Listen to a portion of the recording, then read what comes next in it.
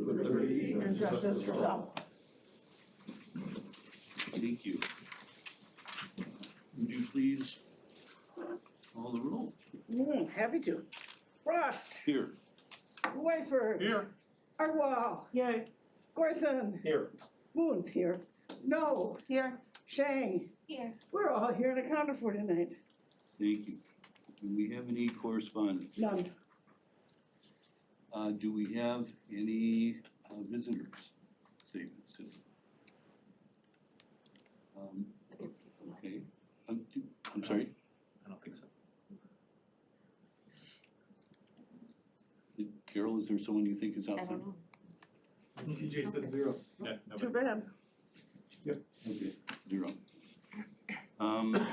Okay, Nick, the floor is yours.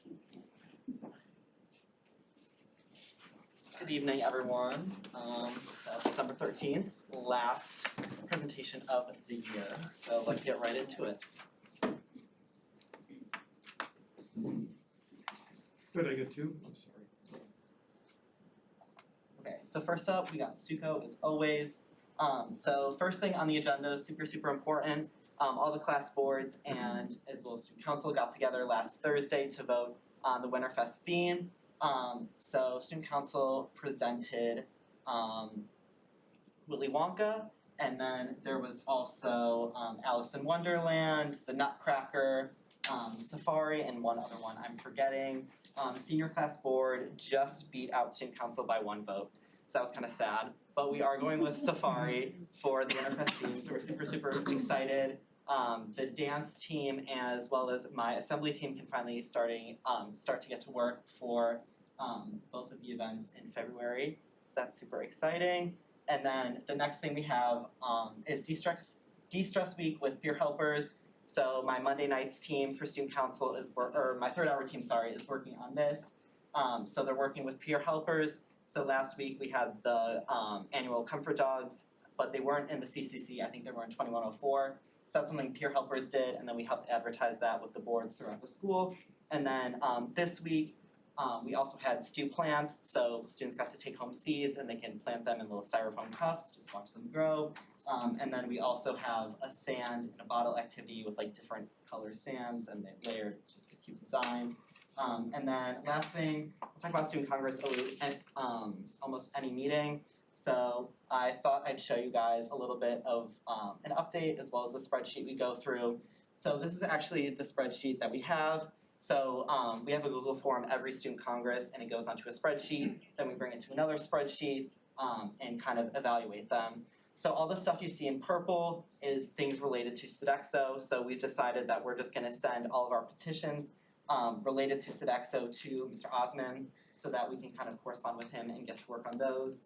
And then all the ones highlighted in light green were ones we talked about with Dr. Gergen. So it was me, Brianna Scheck, my co-officer for our 3rd hour team, and then as well as our 3rd hour team. So we went through, a lot of them had to do with adding intramural spike ball and baseball. There was actually a call for a referendum of petitions. So all petitions related to the student body, the whole student body would vote on them since they didn't want to limit it to only student Congress attendees.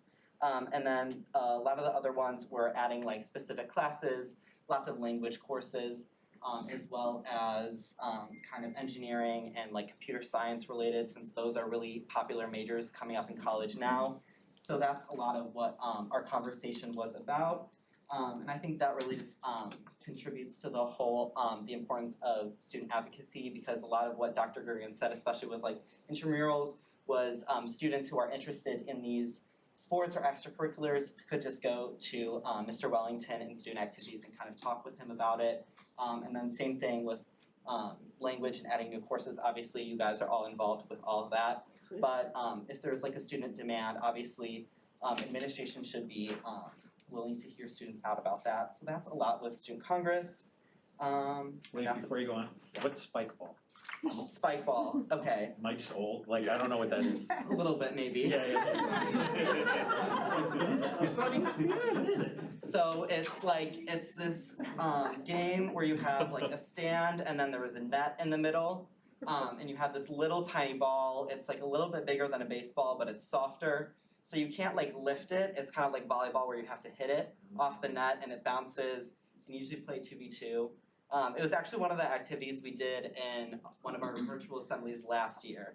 And it was super, super popular. All I think NHS, FMP, and SUP had a So really we fun could be a time team. doing it. We could be a team. Yeah. Yeah. Alright. Yeah, it was also, we also had, it was two of like the extra activities at, what's it called? Spring Fling last year. I So, vote yes for that one. very, what? No. He's challenging. He challenged him? No, God, that's what no. Again, I would like to remind you of the old comment. You don't think you want to challenge them. Well, without any other questions about spikeball, we're good to go on to FMP. Okay, so FMP sadly didn't have a graphic or a picture for today, but lots of important updates. So first thing is recruitment season. So all the applications are due December 17th. And then the second thing you see under recruitment season is mentor shadowing. So I'm really impressed with FMP, Ms. Dittman, the whole board, because they put out a Google form for all prospective applicants, specifically for sophomores, since they didn't have an in-person advisory last year, and it was all remote. And as an FMP for this year and last year, it's completely different. So I had a sophomore applicant come to my advisory today, just to kind of shadow what we were doing. We were kind of doing conferences today, which brings me to my next point. So it's kind of not the best day to shadow, but he did have some questions about the application, so I was able to answer those. So I think it was super, super, super helpful for sophomores to come and see what FMP is fully about before they do make that commitment, because it is a huge commitment. And then second thing, conferences and the end of the semester. So me and my co's and every other advisory sent out a Google form a few weeks ago just to do individual conferences before the end of the semester. So we were doing those for the past week. So freshmen got to pick whatever FMP they were comfortable speaking with. So we just went over questions, just any questions about final, end of the semester, stuff like that, basic stuff, leading into second semester and anything they struggled with, just so that we can better support them. And then the next thing is something that's upcoming. So we have freshman parent night. So I remember doing this last year. I was on a virtual panel just answering questions about co-curriculars. We will be doing campus tours and co-curricular information to all parents and freshmen who visit Stevenson. So I think it's super important because it is kind of like college where you do have to get acclimated to the large campus. So definitely something super useful for FMPs to look forward to. NHS, so NHS probably has the biggest update of the night. So delivery day from Giveathon, that's a photo. It's actually on the D125 website. So gifts for more than 400 families, which 57 of those gifts were, there were 57 bikes delivered to families, 47 boxes of baby items, and 80 boxes of diapers. So obviously we were helping support families for the holidays, but then also just bare necessities. So super, super important work. And then also kind of in conjunction with that, collection day was also super helpful. I went down during 6th period since I was a leader for my literature class. So they were busy all day, just kind of organizing. And then you also had the advisory donations of mac and cheese and also hygiene products. So that's about it for delivery day.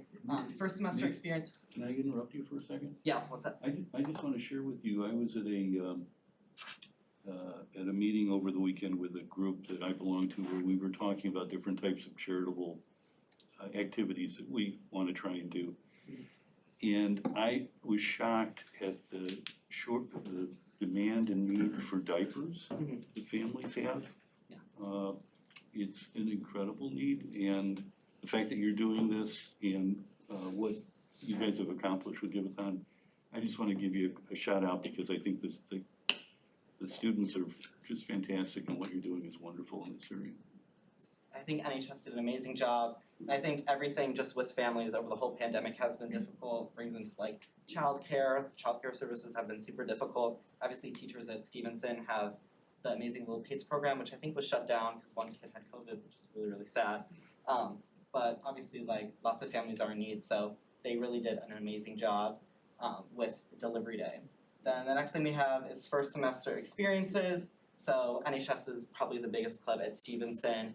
huge membership. So all members, in order to maintain their membership, have to write about 3 experiences they did on interview.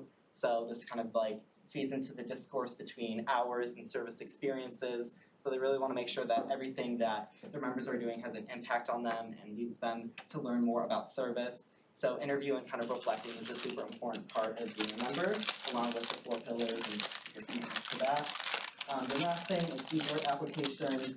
So written applications are due January 16th, so it's kind of a 3-tiered application. So after they do the written application, there's an interview with the current e-board, and then obviously they campaign with all the NHS members who vote. Okay, last slide, best slide. So first thing we have, finals week. Obviously all students have final experiences Wednesday through Friday. I think one thing that I've emphasized really with my freshmen is that they can leave early on Wednesday since we have a 4th period advisory. So I think all of them were super, super appreciative and excited about that, as long as they can coordinate rides. And I think that's one thing Stevenson has done just to help accommodate students and the stress. Second thing, students have bad parking. You know, this has been going on for a while. They officially got name dropped and written about in the opinion part of the Statesman, so I thought I'd include them here. So I'm all for this. It was the original Stevenson account, and it's amassed over 1,500 followers, so I think it's kind of fun for students. I think it's the most anonymous account. A lot of the other ones with like SHS slumpers is kind of like, I don't know, I'm not sure about that one, because people have like faces and they did like a DM for removal. But I'm all for students at bad parking, especially because I have road rage. So I feel like the accountability piece is really there. And you know what, I'm all for it. Next Is that thing. Mr. Smith's car? Huh? It's too clean. Okay. Next thing we have the Bandapalooza. So freshman concert symphonic, advanced symphonic, and honors band held a 2-day concert in the PAC. So one of the student council officers, our secretary Ian Harmon, is in honors band. So we left Monday nights really quickly. Of course, our e-board was still there. But we left Monday nights really quickly just to go and watch him. And they were really, really amazing. We caught them at the beginning of the show since it was around 7:30, so they were just opening up. But they're super, super, super impressive. They have huge dedication. I have no rhythm, no musical talent, anything. I literally don't even have an arts credit at Stevenson. So definitely applaud them for doing so many concerts in the week. The next thing is Prominent Patriot. So NHS and peer helpers, e-boards receive the honor for first semester, so that's just a good shout out to all of them. Like I said, NHS did an amazing job with Delivery Day, and peer helpers is doing De-Stress Week, so they're definitely doing important work. That's all I have on this slide, but in my notes, you always ask about kind of the vibe or the feeling among all of the students at Stevenson. So I thought I'd just kind of include that with the student highlights. So I think with freshmen and sophomores, I'm kind of lumping them together. I actually saw my counselor today and I was like, how are all your freshmen? Because I know they were doing course selection. And they were like, oh, they have no idea what they're doing along with the sophomores. So I think that's kind of the whole purpose of FMPs is to just kind of ease their anxiety, and it is their first official finals week, especially like in person too. So I think that's really important. And then one thing that I think just comes from the whole finals experience is self-advocacy for students. I think that's the best lesson I've learned at Stevenson. Just being communicative with all your teachers and making sure that you know where you stand and putting in the work and making sure that you're advocating for yourself and making sure that you have the best end to the semester possible. So I definitely think that's a super important lesson for all students, especially associated with finals week. And then juniors, I think a lot of them are scrambling. I think my junior year, I kind of got a reprieve with the online schooling since we weren't like in school as much, and I kind of got to de-stress at home. But I think this is the year that most students choose to challenge themselves with their coursework. So I think with finals, it's a little bit extra pressure with all of them. And then seniors, I think just everything, like life is consuming them a little bit. It's definitely consuming me a little bit. I think this is where like the path kind of diverges for a lot of students. Lots of early college decisions. I was talking to Ms. Gerber about this before I walked in. A lot of early college decisions are coming out mid-December, and that kind of coincides with finals week. So lots of important things going on. I think like the next time I'll see you, I'll be a second semester senior, which is just weird to say. Next time I'll see you, I'll be like a legal adult. So, not an illegal adult. So, and just lots of things in life are happening, and I don't want, I feel like it's all passing us too quickly. So that's kind of the whole, the feeling amongst the senior class. Any questions? Very,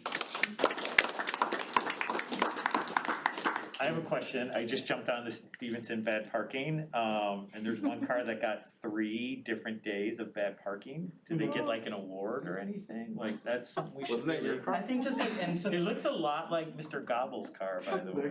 I got super scared because one day someone posted the same car that I have, and then my friend DM'd me. It's just like, "Is this you?" I was like, "No, I would never do that." Yeah, So, and the owner of the account, Ethan Hill, saying. so he posted the person that parked next to him, and I parked next to him the next day. So I was running a little bit late that day, I do have to admit, but I did like repark and adjust to make sure everything was good. So I'm not about to get slandered on Instagram. I will tell you, Assistant Principal Lacka has really actually appreciated that Instagram account because people are parking better, Right. so they don't end up on Yeah. it. So people are, You know, the security trucks have even been on there, Yeah. so. Just has a lot of- Whoa. Anyway, secondly, Nick, during the holidays, my wife makes toffee, so she made this for you. So happy holidays. See, So when you give gifts, you get gifts back. that's There you go. right. That's right. So thank you so much. Happy holidays. if I Happy can just holidays, say, everyone. That makes cookies also. Thank you so much. You're welcome. I'll see you all in January. Bye next. okay, take care, Nick.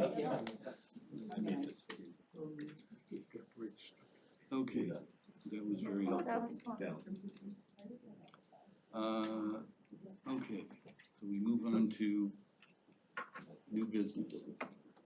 Before, I think we'll do this now. Mhm. Okay. Yes, on the agenda. So before I ask for a motion to open the public hearing for the bonds, there have been a number of factual inaccuracies that have been circulating in the community, and we just want to take a couple of minutes and identify those items. There's 3 that I would like to focus on. The first one is the size of our fund balance.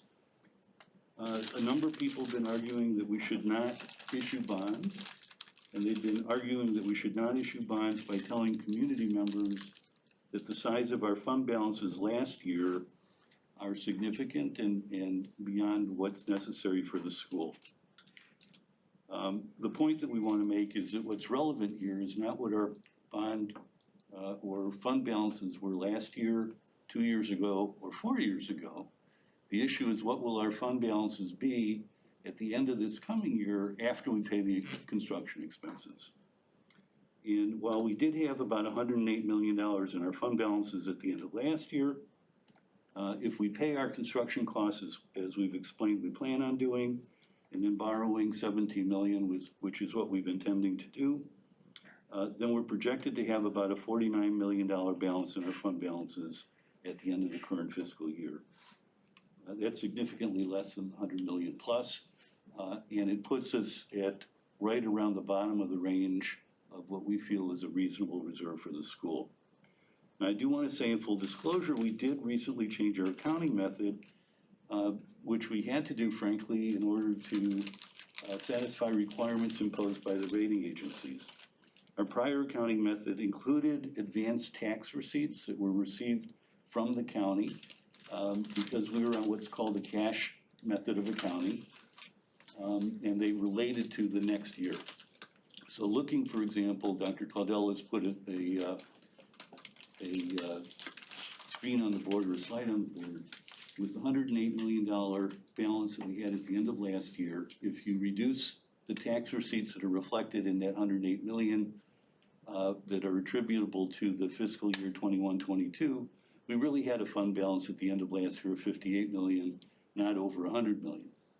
This year we projected we're going to have a fund balance at the end of June of $32 million without issuing bonds. And that's because now we're using the modified accrual method where we're taking and adjusting for that prepayment of the taxes immediately.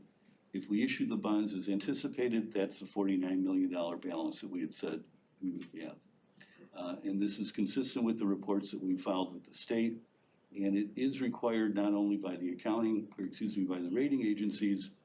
We also discovered when we were looking at this, we were one of only 2 schools in the area still using this method of accounting. And so now we're basically doing what other schools do. The second point that we want to make is people in the community are saying that we're misleading the community by saying that we're issuing working cash bonds to fund capital expenditures. And working cash does not refer to capital expenditures. But working cash bonds are called working cash bonds because the proceeds are deposited into the working cash fund, which is a governmental accounting concept. What the bonds are called has nothing to do with how the proceeds are used. By law, and I want to repeat, this is strictly by law, amounts in the working cash fund may be used for any corporate purpose, including construction and other capital projects. In fact, the district is going to have to agree with the purchasers of these bonds, if they're issued, that we would only use the bond proceeds to pay for capital expenditures. It will be a condition of the bonds. Again, we have a slide.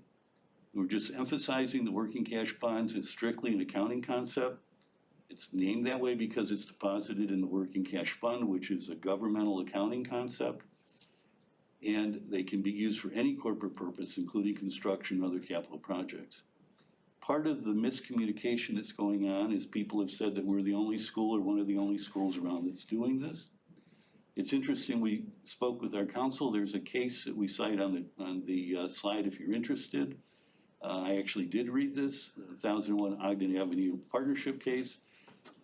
And to the point that we're the only people doing this, that case involved 16 school districts in DuPage County who were doing the same thing that we're doing. Taxpayers filed making very similar claims that the school districts were scamming the public by issuing fraudulent notices that hid the true intent for the bond issues because they used working cash funds to pay for building purposes. And the district court, the lower court, and the appellate court both threw out the complaints basically without even going to a jury, just on a summary motion because it was just wrong, misinformation. So we wanted to clarify that point. The last point that we want to make is misrepresentations that are being made about the bonds and the tax cap, Illinois tax cap. People in the community are saying that your tax rate is not capped for these bond repayments and that the taxes for the repayment of these bonds would be levied over and above the tax cap. This is simply wrong. The property tax extension limitation law, what people call PTEL, generally limits tax increases to inflation. And it does apply to debt service on the bonds that we want to issue. And the reason is because they're not referendum approved debt. In fact, your tax increases for Stevenson for debt service and other expenses for at least 10 years have been at less than the inflation rate. And the point here that is truly ironic and that I want to emphasize is that if we had either asked for a building referendum to issue these bonds or the petition drive that's currently underway to try and prevent the sale or require a referendum, if in either case the community approved the bond sale, the bonds would be outside of the tax cap and would be available to increase your tax rate. The point here is that what we're doing keeps the tax rate where it's at, and what's being asked by people circulating petitions is us to take a step that would allow for us to increase the tax rate, which is terribly ironic. The school board does not want to go to referendum because it does not want to increase the tax rate. Again, we have a slide here showing what would happen if we went to referendum for construction bonds. The payment would be uncapped and over and above the levy and tax cap or the PTEL limits. If the working cash bonds are issued because we do go to referendum because of the petition drive, the bond payment would be uncapped over and above the levy and tax cap. If we do what we want to do, which is issue the bonds pursuant to board approval, the bond payment would be capped by the levy and PCAP and subject to the PTEL limitations. If you're interested, we put the site here, section 18-185 of the PTEL statute. You can, if you want to work through that, that's fine. We've worked through it. We've worked through it with our council. And this is simply a statement of what the law is, which is inconsistent with what's being said. The last point I want to make is that Stevenson has held 7 or 8 public meetings to discuss this project and how it will be financed. The village of Lincolnshire, who has similar notice requirements, has also held 7 or 8 public meetings to discuss the project. Local press has published articles about the project. People with questions have called the school for information. We encourage that. We welcome your calls. If you have any questions or want to discuss anything about the project or the school, we ask you to contact Sean Carney or someone else on the administrative team so that we can talk to you about your concerns. So, is there anything you would like to? Motion to open. Okay, if there's nothing you want to add, we'll go to the motion. Yep. Okay, can I have a motion, please, to go to an open So moved. public hearing? So we have a first and second, and this is a voice vote. All in favor? Aye. All opposed? Okay, Carries. motion carries. And I guess I should read the motion. It's to open the public hearing for purposes of receiving oral or written testimony in regards to the board's intent to sell working cash bonds in the amount of $17 million to fund the remainder of the East Building Addition Phase 2 project. Do we have any testimony from the public? Or if the board has any questions or clarifying statements. Any other comments? I actually have a quick question, Steve. I think, unfortunately, we have seen and heard a lot of misinformation moving around the community over the course of the past year and a half. Troy and I have been subject to, quite a bit of it ourselves. The irony here, and I think it's worth repeating again, because it's so important. We've received a number of phone calls over the course of the past couple days regarding your third point.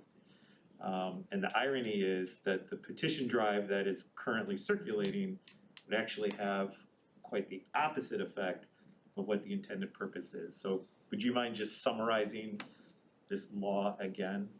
I think it's worth repeating. Okay, so basically the point is that if we issue the bonds with board approval and without getting approval of the public, in other words, not going to referendum, non-referendum debt is capped by the levy and tax cap and subject to the PTEL limitations, so that can only increase annually at no more than the lesser of 5% or inflation. If, on the other hand, we had decided originally, instead of just going and approving the bonds, but to go to referendum to get approval for the bonds, the result of that is it would be referendum debt, not non-referendum debt, and that would be uncapped and would be over and above the levy and tax cap, not subject to those limitations. And if the people now who are seeking to require us to go to referendum to issue the debt are successful, and we then go to referendum and that is approved, then the bond payment would be uncapped, again, not subject to PTEL, and it'll allow us to assess taxes at over and above the levy and tax cap. It truly is ironic. It's just ironic. It's just hard to explain why this would be happening. Are there other questions or comments for Steve? Okay, no other public comments, so I'm gonna ask for a motion to close the public hearing for the purposes of receiving oral or written testimony in regards to the board's intent to sell working cash bonds in the amount of $17 million to fund the remainder of the East Building Addition Phase 2 project.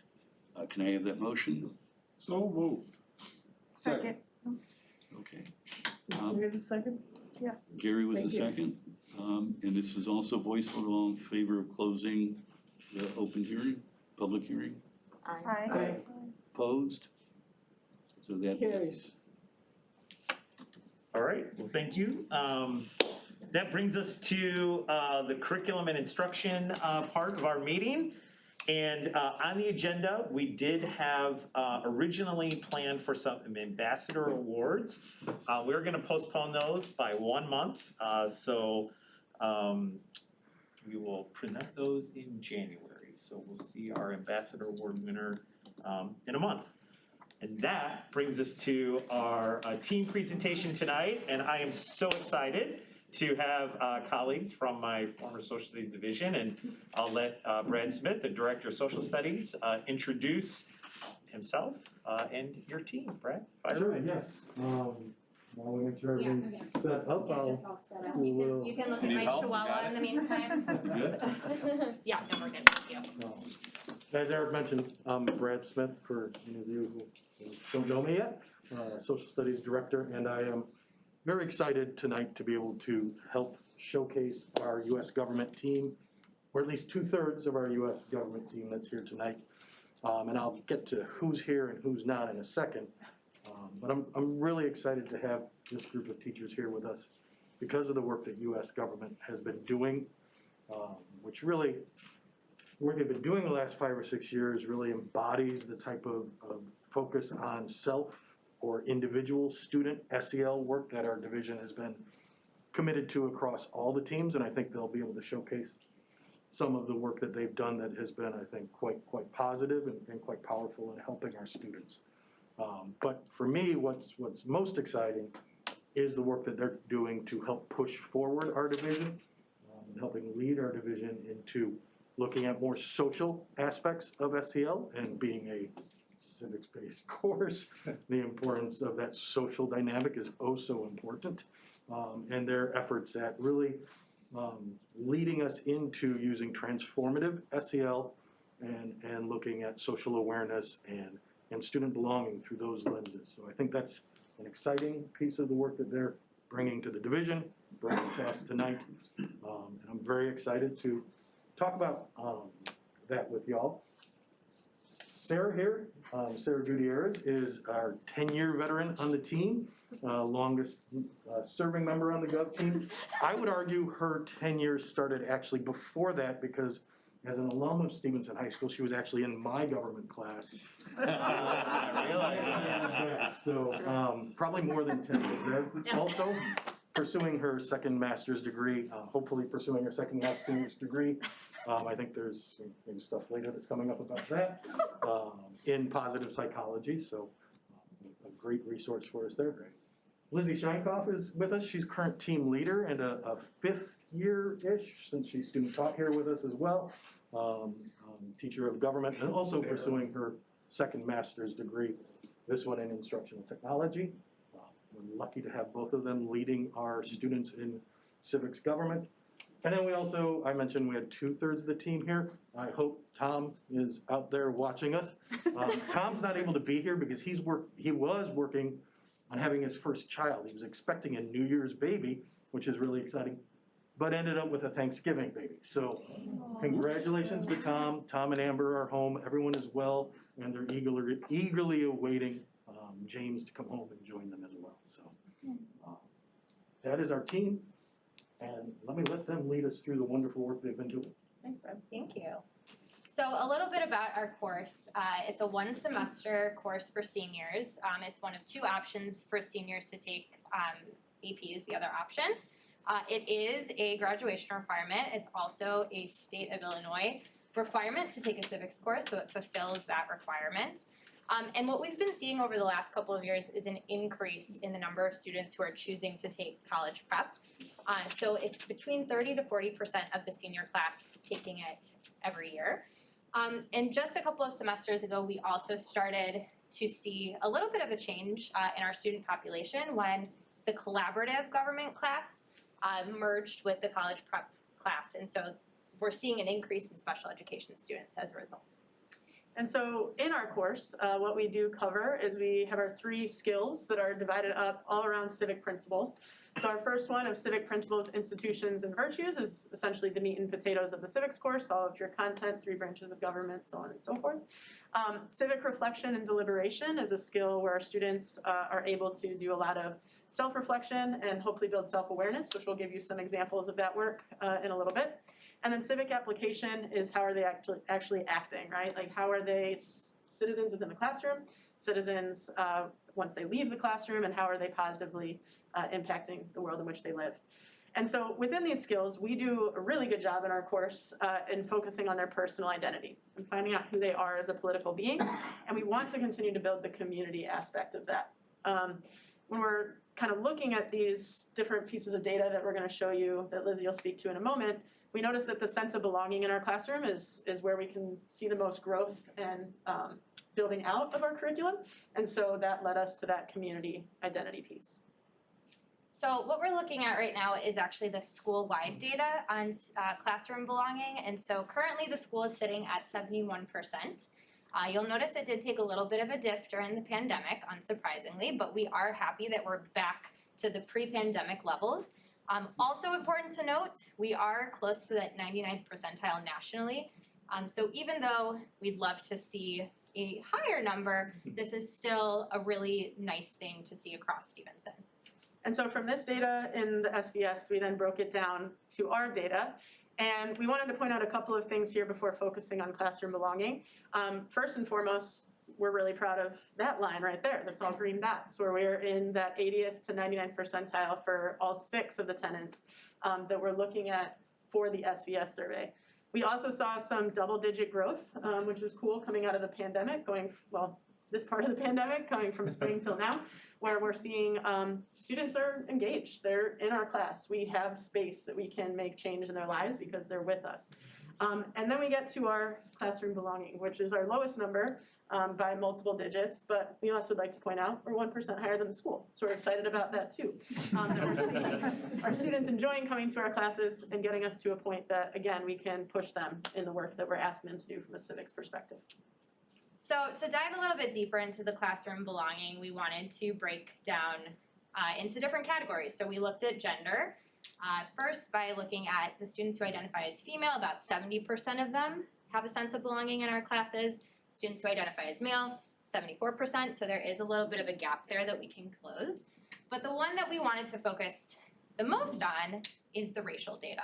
So you'll notice here that our white students do feel a stronger sense of belonging at 77% compared to our students of color. And so with this, we're aware of it in our classroom, we're aware of it at a school level. It's something that the school has been working on to address. And so we want to think about how do we bring our students of color, their percentage of classroom belonging, closer to our white students as we increase all of them. And so through the lens of SEL, we wanted to look specifically at transformative SEL. And so transformative SEL, definition up there of focusing on a practice of inequitable settings and looking at those systems and settings and bringing in justice-oriented civic engagement to our classrooms. And Dr. Haney, I believe, presented a little bit to you guys in the past year on transformative SEL, but it's really this new realm that we're going into to make SEL itself more applicable to our students and where they're at. So the castle wheel, where everyone in here I think is most familiar, this kind of gets us to the ways that we're working on our students as people outside of just their academic setting.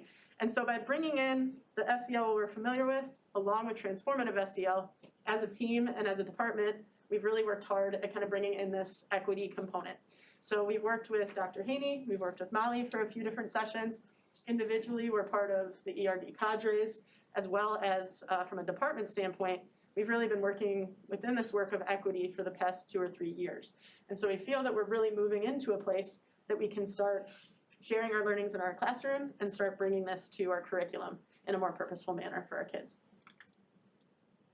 So one way that we're already doing this is that we feel really strongly that we're helping students gain that sense of self-awareness. And we'll talk about some different ways that we're doing that in just a moment. But what we want to start bridging that towards is increasing students' social awareness and also relationship skills. And the belief is with that, that will also build their classroom belonging.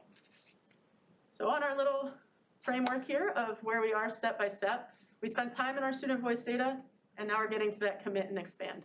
So we want to share with you a little bit just some of the ways that we're committed to the work that we're doing, that we do really well as far as building that self-awareness, and then bring you into some of our ideas for expansion and different theories of how we can move forward. So this is just a snapshot of some of the course activities that we have. We're going to talk you through a couple of different elements of our course. The first being identity wheels, then something we call thinking questions, TQs for short. These are weekly topic prompts that students are able to engage with. And then the political socialization essay, which is a really key component of our government course. So starting with the identity wheels, I know it's a little bit difficult to read what these student samples say, but to give you a sense of what's on here, it asks students to independently consider different aspects of their identity. So it could be race, gender, sexual orientation, religion, but then they also have an opportunity to discuss with peers the different identities that they feel most strongly about, things that they think about a lot, and things that they don't think about a lot. And with that discussion, that open dialogue, they start to see that there are many commonalities between themselves and their peers, but also there are lots of differences.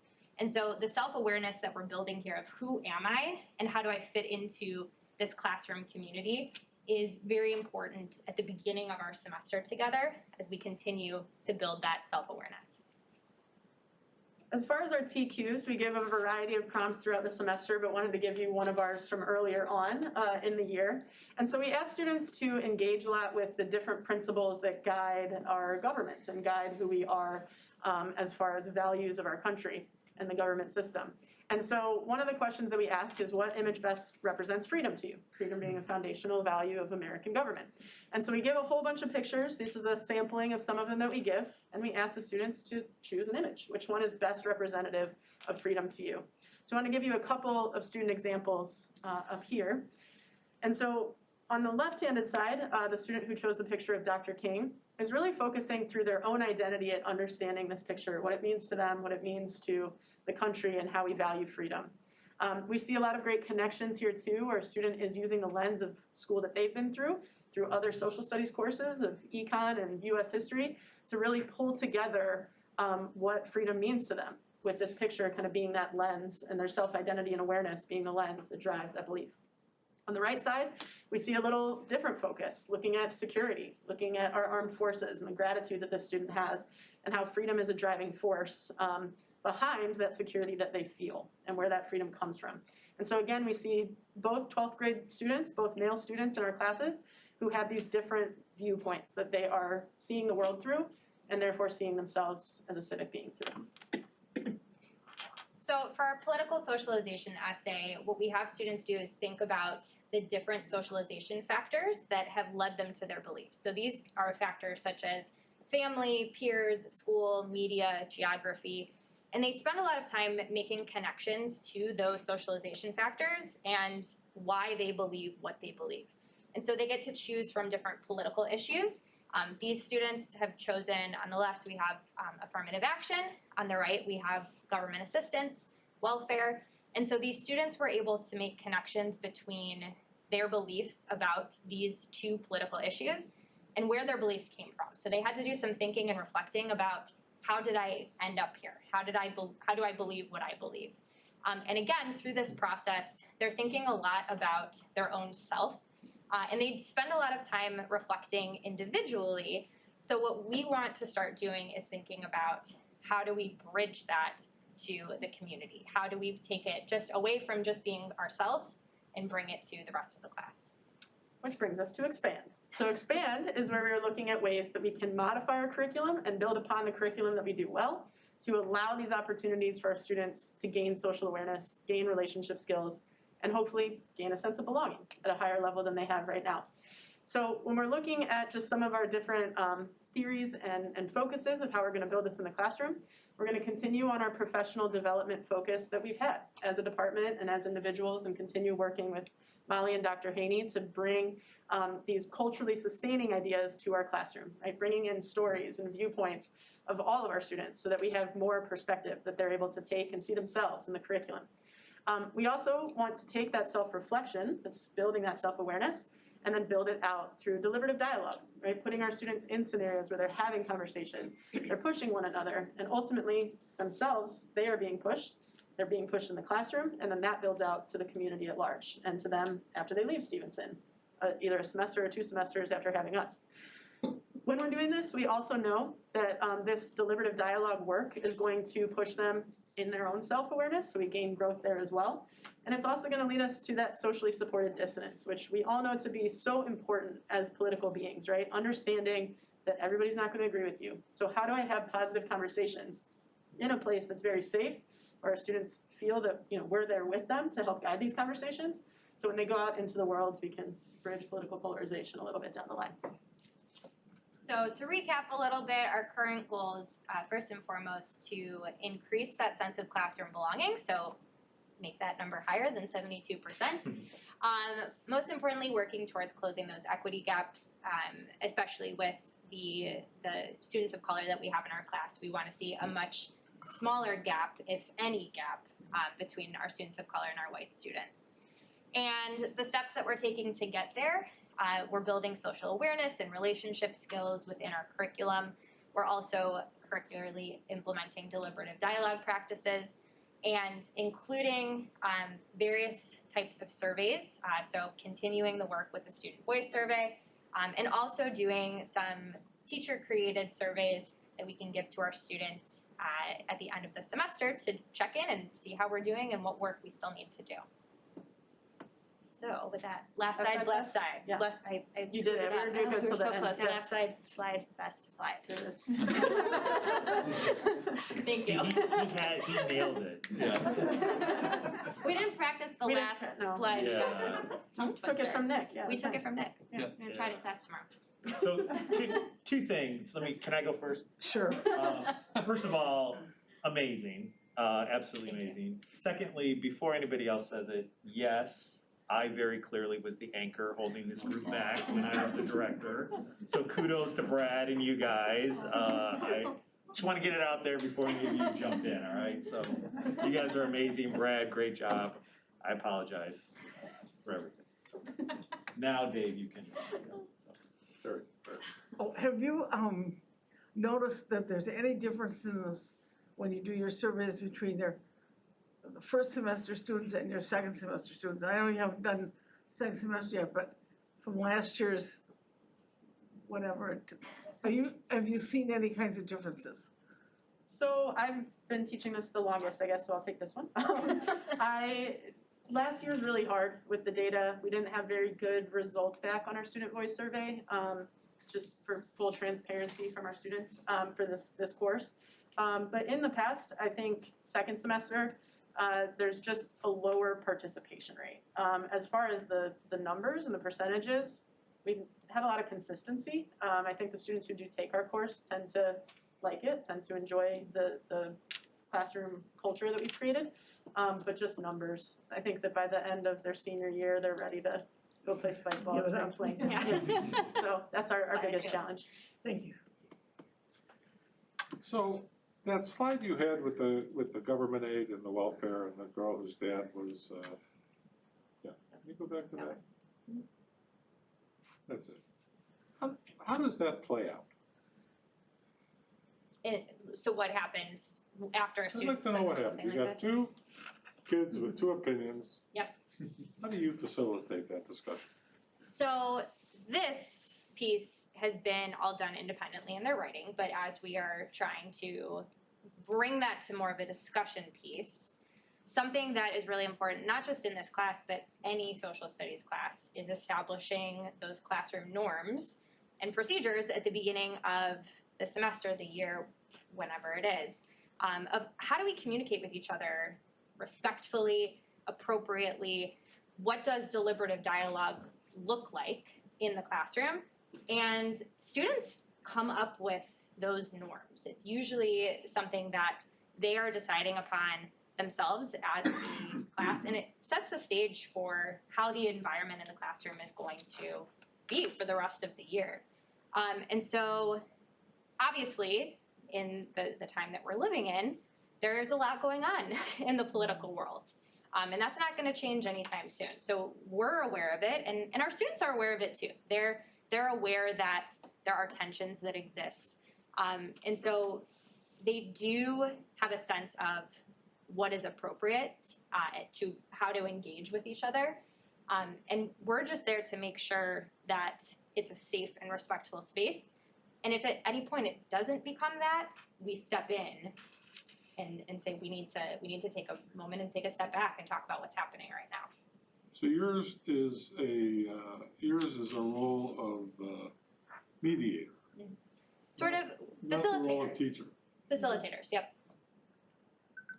Do you think we need a teacher In that setting or any setting? in that setting? In that setting, I think that if you start from a place where the teacher does have a little bit more of a role and gradually remove that presence and turn it more into that facilitation role, I think that's a good way to set up the students for success. I think maybe we should send them to Washington and maybe we can have these dialogues and with the real government. Yep, I agree, but please don't, I need them here. No, go ahead. You have a lot of really good information on the slides. I'm gonna ask a question that I may have missed you saying this, and I apologize in advance because I was trying to actually read some more of what's on the slides. Are you getting a sense of why there is that difference, whether it's with the students of color or the other groups, as to what's causing that difference yet? As opposed to just recognizing that it's there, is it too early? What difference are you talking about? The participation? The sense of belonging and comfort. Yeah, participation. I think from a theoretical perspective, we're gaining a great understanding of places this could be coming from. And I think that again is just attributed to our department and to these great cadres, and Dr. Haney has been wonderful in teaching us that those equitable differences over time. I think the part that is too soon is that conversation with our students, with Stevenson students. And what is that conversation that we need to be having, and how do we help that get better here? And I think that's the part that this work is hopefully going to allow us to really see and do. Gotcha, but you have to do the first before you can do this. Exactly. Right. Do we have that data for the whole school? We do. Do we break it down by race? Do we find that Yeah. across the board, those numbers are similar? Yes. I'm just curious about the metrics you presented. It obviously is by race, and then shows white versus other colors. But there might be other metrics. You can look at the participation rate in terms of maybe by their interests. Some students might be interested in STEM.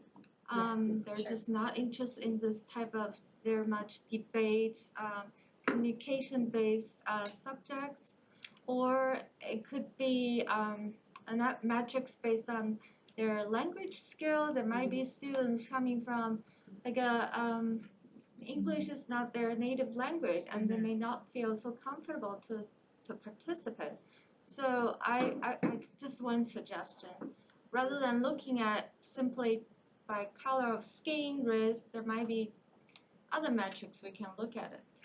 And that would be a great thing for us to do when we generate a survey, because the student voice survey doesn't ask those questions necessarily of what topics do you enjoy learning, or which ones do you feel the strongest in. So that would be something that we could certainly add to our own surveys to find out a little bit more that background of why that gap exists. Because obviously you're using that as a kind of criteria for your teaching efficiency, and you want to see the gap is closing. Maybe it's not, it's a false signal. Yeah. Maybe it's not a right goal you're trying to close. It could be a different goal. That's why you might want to look at from a different angle. Mhm. Yeah, thank you. I think we were talking the other day, 61 languages spoken, or 61 last year, 59 this year. 59, Yeah, we lost so a we- few languages. yeah, and we certainly know, like, through our classes, that language is definitely a component of the way that our students are participating in our class. And that would be, I think, great for us to look at and know Definitely. and feel like we're doing a good job reaching out to those students who are listening to us speak a million miles a minute in English about the government, to be able to connect with them. Yep. For sure. Thank you. Thank you. So can you go, Dave was interested in this slide, that's the one I was particularly interested in.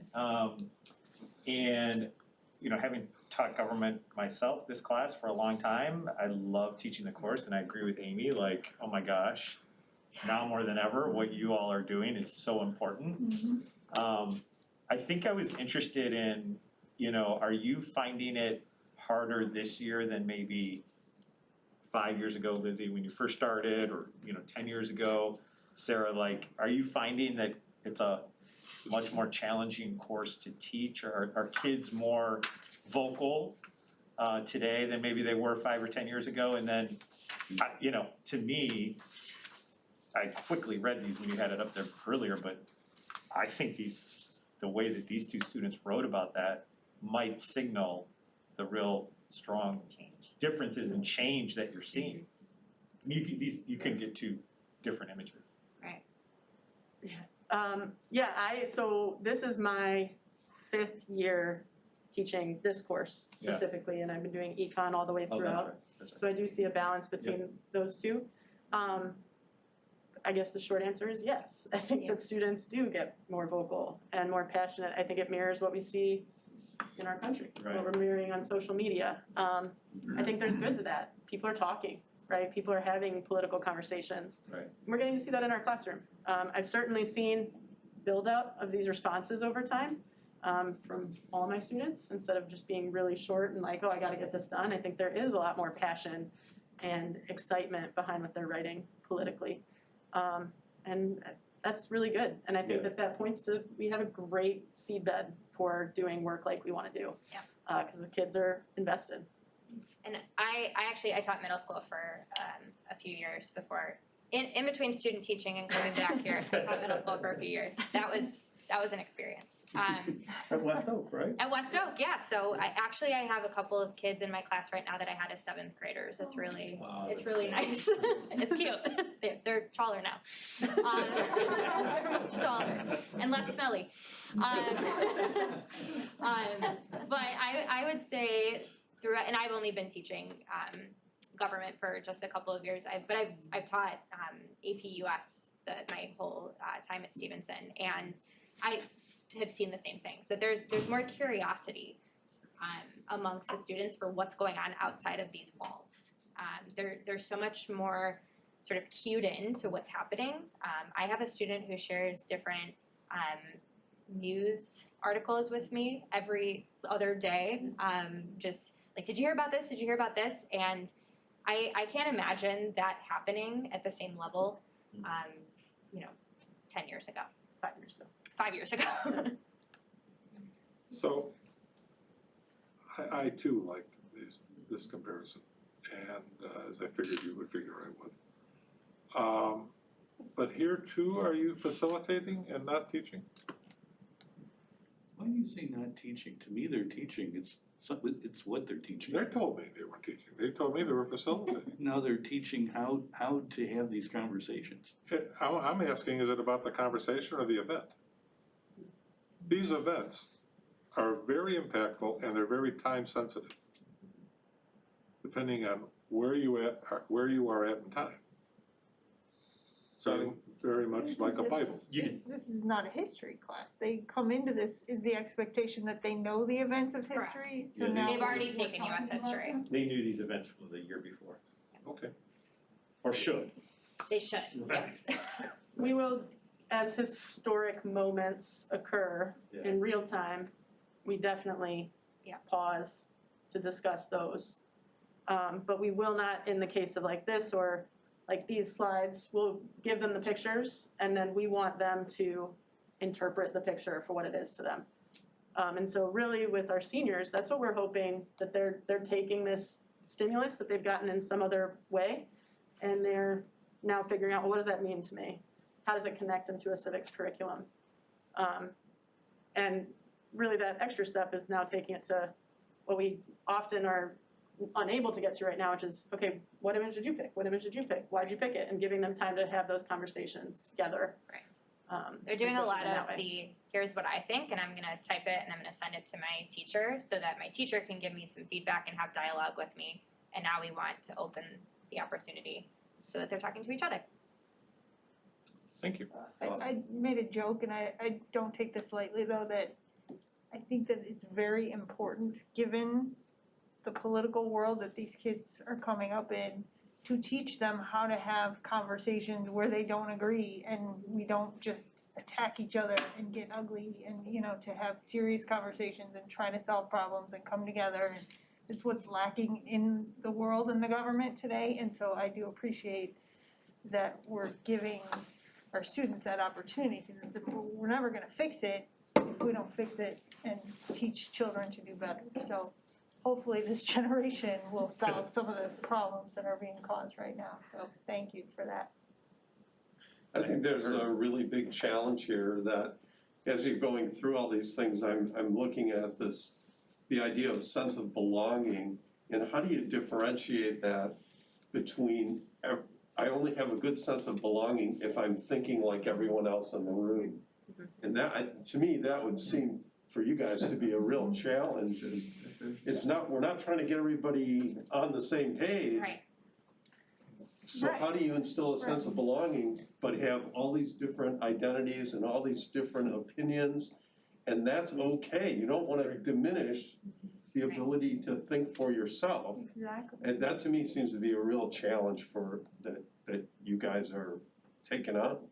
And I would argue that this assignment itself, like the way that they've structured this, not just saying describe freedom, but giving them a group of images to build their analogy around. I think that's exactly what kids need, right? Now I've got a space to look around and decide what it is, to give them that place where it's not like us and them, it's, oh, I'm gonna pick this image and I'm gonna write about it. I think that's brilliant, like the way you've structured that question is awesome for SEL. So to wrap up, two things. I think what you've heard us say is that the fate of democracy rests on your shoulders. So I think Not on Tom's at all. But no, not on Tom. Not on Tom. Tom is no help. Not while he's on paternity Yeah, leave. exactly, he's out. In many ways it does. And then coffee for you. Thank you. Brad, and for Molly, because Molly might be Yeah, taking thank you, Molly. Thank you guys so much, really I awesome. know, I guess we both didn't need to. Oh, wait. Oh. For Tom, too. You gotta do that. You live in the burbs, you can get it. I'll take this as the other one, There you go, Roscoe, there just you to go. make sure it gets to my counterpart. Thank you, Sarah. Would you like to bring home? I don't wanna lay a guilt trip on you, but I think in many ways our future does rely on it. That's how important this is. Yeah, thank you. Yeah, and can I just throw one thing, it was so awesome that they came into this space with having an understanding of what they needed, what they wanted out of this course. And what they said to me in so many words were, we wanna use SEL as a lens to help students have different opinions and feel safe enough to dialogue without arguing, right? And as Amy said, that's something we hope adults could do, right? And so they knew what they needed to do, and they came in with a really open mind about, we need to develop social skills, we need to help students understand that relationships don't have to be based on sameness, right? And that we need each other to learn. And so I think they came in with just the right, the right space, the right attitude, and I'm just grateful to be able to work with them this year, so thank you both. Thank you for working with us, it was Yeah. great. Thank you guys. Thank Have you. a wonderful winter break. Thank you. so much. Thank you so much. We appreciate it. Thank you for having us. Happy New Year.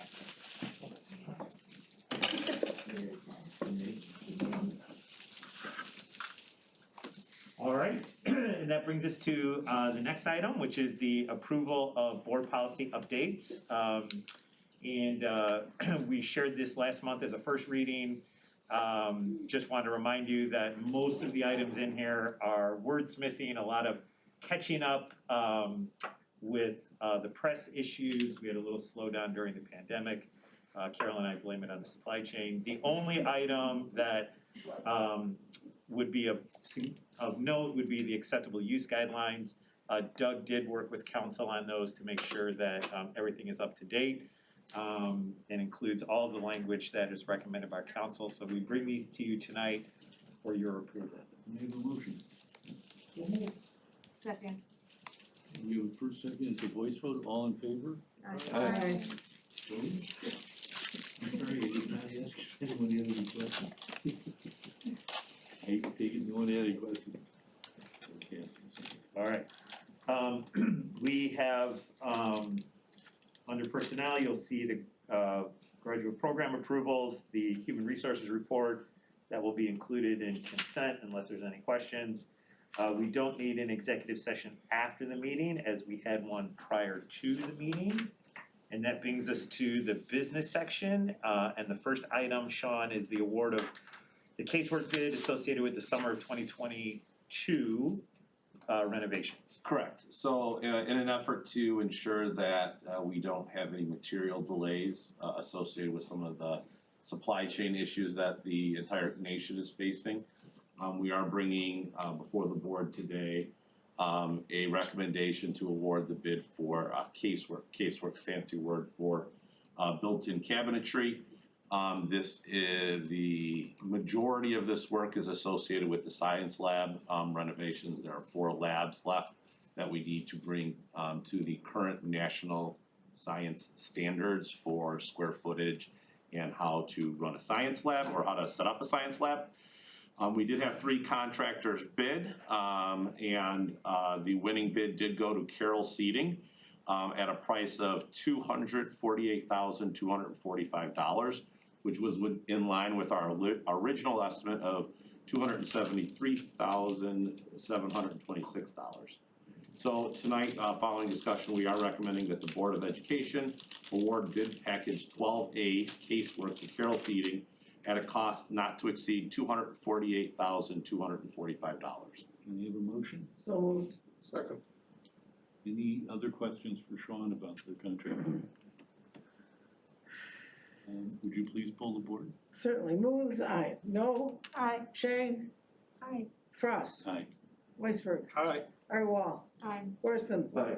Motion carries. We also discussed the acceptance and filing of our audit. Normally we get this to the board in November, but our auditing firm, Eloy Cam Schulte Jacobs, just had a little bit of a delay. John Aceto conducting our audit. You'll find that there were no significant findings and we had a clean audit opinion, which simply means that there were no material misstatements by me, I guess. No deficiencies in our internal controls and compliance with requirements that could have an effect on major federal programs. So tonight we are recommending that the Board of Education accept and file the audited financial statement for the fiscal year ending June 30, 2021. Can I have a motion? So moved. Second. Any questions for Sean? How, this is gonna come up later with the first reading, for the first reading. Is there anything that we have to do? In terms of, Maybe I should ask about that at the first readings. in terms of accepting the audit or in terms of the proposal that's out there? Yeah, I guess the two together really do, No. So what'll happen is with the change in our accounting, the way we're accounting, so as we move to a modified accrual basis, the new auditors, should they be different, will review this year's audit, make some adjustments to restate them in line with the modified accrual basis, and then move forward with fiscal year 22's audit on an accrual basis, a modified accrual basis. Okay. I'm sorry, any other questions for Sean about the audit report for last year? Did they have any suggestions for improvement? No, not on this one. Okay, would you please pull the board? Certainly. No. Aye. Shane? Aye. Frost? Aye. Weisberg? Aye. Arwal? Aye. Wilson? Aye. Moon's aye. Carries 7-0. Okay, thank you very much. Next one is really something that is a matter of fact that we have to do.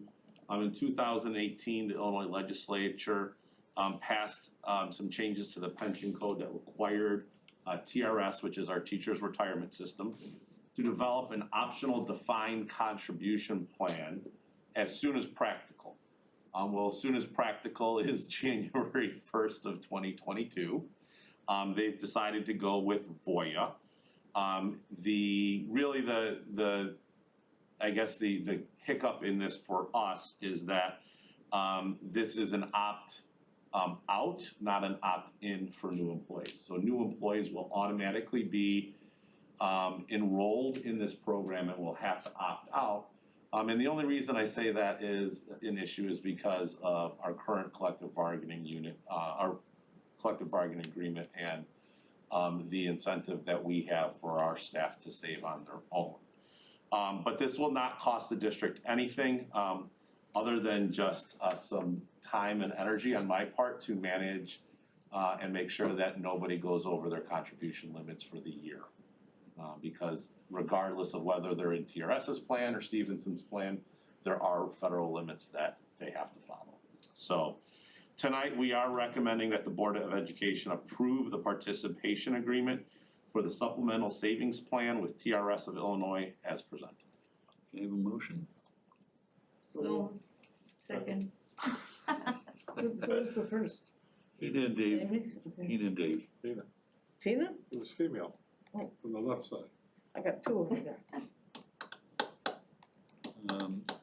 Okay, any other questions for Sean on this? I have a question. Sure. Are those federal rules governing the top side or the bottom side? Top side. Okay. So is this going to be pulled together?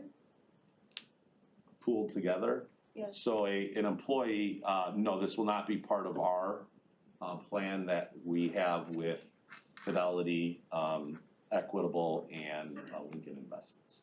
No, I mean, it is Stevenson's Oh, teachers' pooled together with everybody contribution else. going to be pulled with other schools, so they have a bigger pool rather than you running your own DC investment plan. So Voya will manage the entire plan for the entire state of Illinois. Yes. But remember, contributions are not mandatory, they're completely optional for the members. Sorry, I misunderstood that. Okay, would you poll the board, please? Chang, Aye. Frost, Aye. Weisberg, Aye. Arwell, Aye. Wilson, Aye. Moves, I know. Aye. Carries 7-9. Last thing I have for approval tonight are the student fees for the 22-23 school year. We are recommending no change when it comes to the student fees for the school year. They are currently at $350 per student. We are recommending that they stay that. We are, though, however, recommending an increase in our driver's education fee for the summer school, and this is only the behind the wheel portion. We would like to increase it from $325 to $50, or excuse me, $350. So a little difference there. Yes. And this is in line now with what we would charge during the regular school year of $350. So tonight we are asking the Board of Education to authorize student fees for the 22-23 school year at $350 for each student. Summer school fees for the summer of 22 to remain at $350 per course, and then increasing the driver's education behind the wheel fee for summer school from $325 to $350. Can I have a motion? So moved. Second. It's female, on that side, I can't tell. It was Amy and then Gary. Just, Really?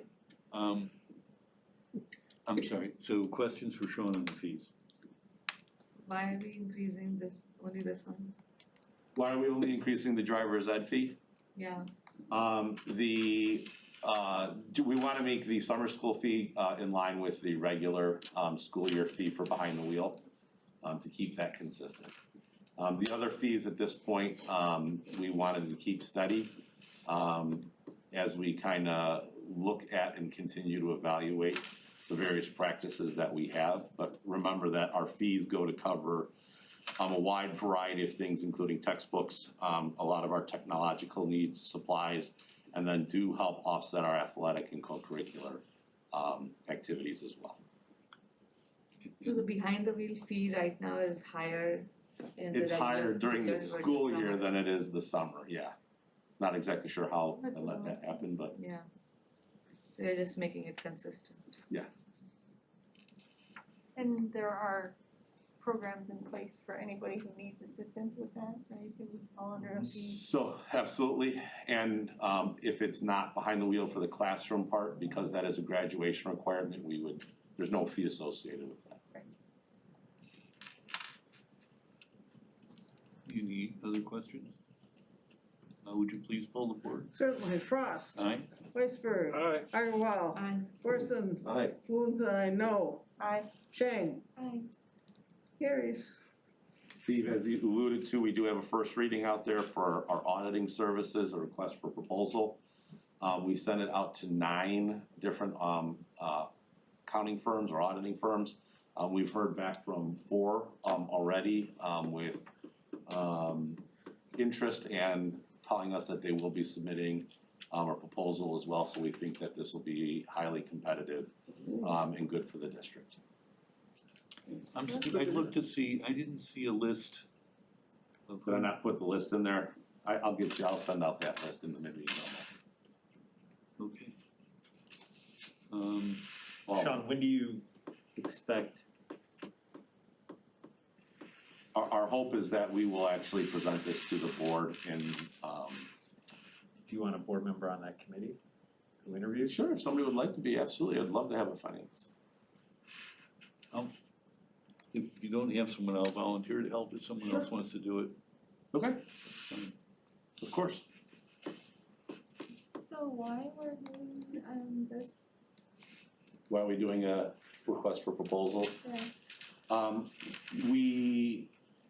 One of the things that necessitated the change was the fact that when we changed our accounting method from a cash basis to a modified accrual basis, we felt like it was a good opportunity to also take a look at how many or what are the other auditors out there and services that they offered, that they could offer for us. We've also been with Evoy, Jacobson Camschulte for many years. And while they do in fact change the team that comes out and audits us, I think it is good practice to open that up and look for a different set of eyes to ensure that we're still following proper and generally accepted accounting principles. Well, and I think it's somebody else to take a look at our internal controls and practices to make sure that Always. we're doing the right stuff. Correct. They were very helpful years ago in helping us to set up internal cash checks and balances. Correct. But I think it's time to give them a run for their money. And they might end up being the best candidate after the fact anyway, so we don't know. And then, of course, you see the FOIA requests that we received as well. You can have a motion for the consent agenda. Yes. So, I think that's Tina and Dave. okay. What? Would you poll the board on any questions for Eric on the consent agenda? Would you poll the board, please? Certainly, Weisberg. Aye. Agrawal. Aye. Corson. Aye. Woods, I no. Aye. Chang. Aye. Frost. Aye. 7-0. Okay, and then I just have a couple items for tonight. I have something at the end. Oh, go ahead, fire away. I just want to bring the board up to date. We had 2 meetings.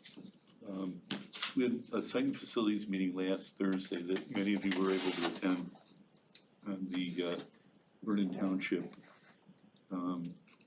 Energy Commission, which is something that the township is organizing so that all the governmental entities in the township can kind of coordinate and work together on the infrastructure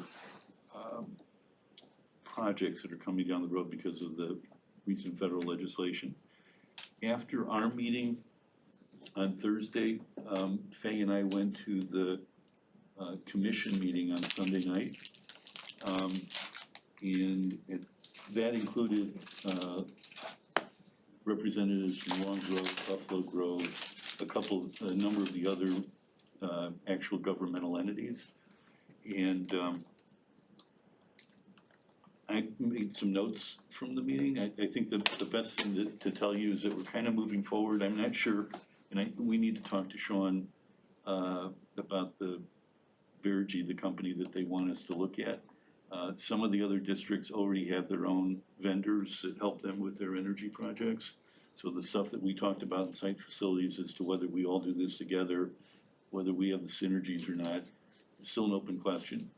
And I just want you to know we're trying to set up another meeting on Thursday right now for the school districts. It won't be a formal site facilities meeting, so actually we can't have more than a couple of people from the school there because we're not going to notice it and have a full site facilities meeting. But we're going to continue the discussions and try and move this forward. The plan is for the commission to have another meeting in January and to really move quickly to try and see what we're gonna have, because the assumption is that we'll have to do an audit, figure out what we wanna do within the next 4 or 5 weeks, and at that point, we'll have to essentially do the grant writing and apply for these grants all very quickly within the first quarter of next year. So this is gonna move real quickly, but we'll keep you apprised, and quite frankly, we're keeping Sean and Eric in the loop and making sure that we're not missing something here. But I just want to let you know that that's going on. One of the things that John mentioned at the meeting on Sunday is he said, did we, Stevenson, want to have a student intern working with the township? Yeah, I asked him if he'd be willing to have somebody there. I think that'll have to wait until after break, and we'll have to figure out kind of who we would ask to be a representative. Okay, and is it I leave to you to. Just be a student who might be interested just to observe. Okay.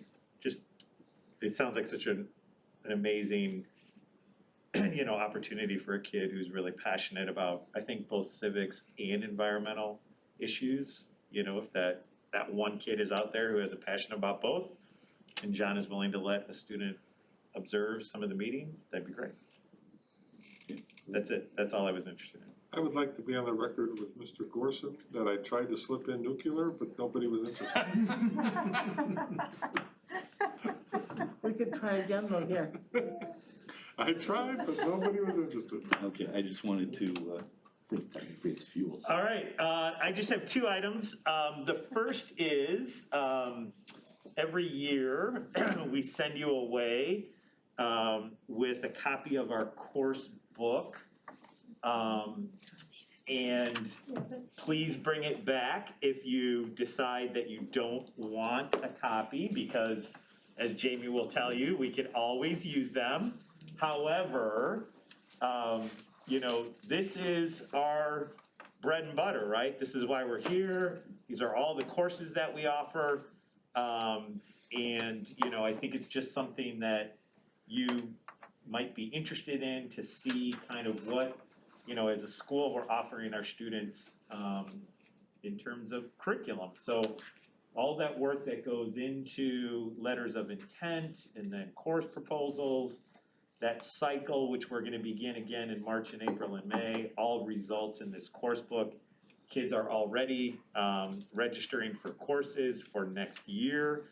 And this is just every year a monumental project. So also take this opportunity to thank Jamie and her team. Course book looks great, and I think We it's all just wanna go to school here. really well done. Yeah, it makes, Makes your high school look really shabby. yeah, Yeah. Anyway, Can you autograph mine and have Mr. Gobble autograph mine too? Even though your autograph is on the first page, I would like to have it anyway.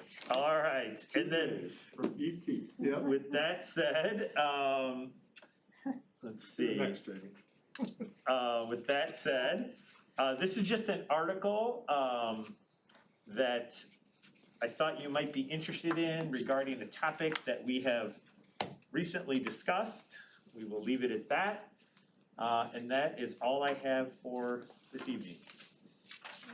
So you didn't happen to hand out a whole lot of paper after I reported on our clean energy, or on our green initiative and everything, just cause, did you? You majored in irony in college, is that the thing? Yeah, can I have a motion? Shot you for Yeah, I have a passing question. these out. Oh, what's that? Eric, Martin Eric? Nicolini would have shot you for I passing all know, this I out. know.